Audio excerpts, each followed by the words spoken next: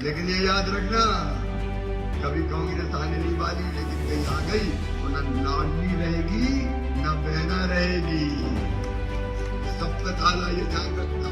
ये दिग्विजय सिंह और ये कमलनाथ, ये माता बहन को आइटम कहने वाले, ये टंचमाल कहने वाले, इनकी ये हैसियत है कि हमसे आंखें मिलाकर बात कर सके। विकास के जितने काम भारतीय जनता पार्टी की सरकार ने किए, आप बताओ कभी कांग्रेस ने किए थे क्या?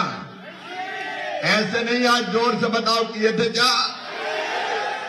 आज केवल सिंचाई की योजनाएं देख लो आप। एशिया की सबसे उर्वर भूमि है ये। कांग्रेस ने कभी पानी तक नहीं दिया।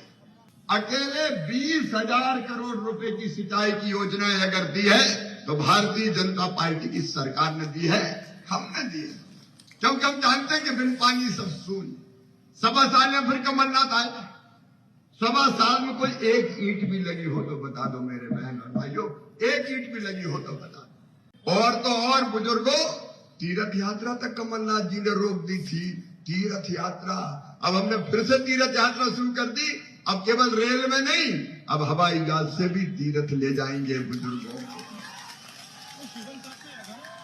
लेकिन ये याद रखना, कभी कांग्रेस आने नहीं वाली, लेकिन कहीं आ गई तो न लाडली रहेगी न बहना रहेगी।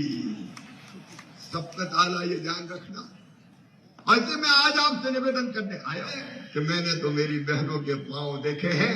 ये दिग्विजय सिंह और ये कमलनाथ, ये माता बहन को आइटम कहने वाले, ये टंचमाल कहने वाले, इनकी ये हैसियत है कि हमसे आंखें मिलाकर बात कर सके।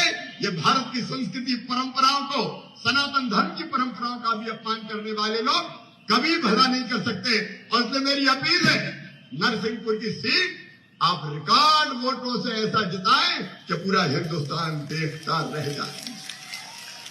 गाजर माराओ, चाहे तेंदुके लाओ और चाहे गोटे गांव हो, मेरे सभी साथियों को भारी बहुमत से जिताइए। आप जीत का रिकॉर्ड बनाइए, हम विकास और जनसेवा का रिकॉर्ड बनाएंगे। आप सबसे प्रार्थना है कि नर्मदा जी के तट पर नर्मदा जी के लालों को ऐसा जिताएं कि नए इतिहास रच जाएं।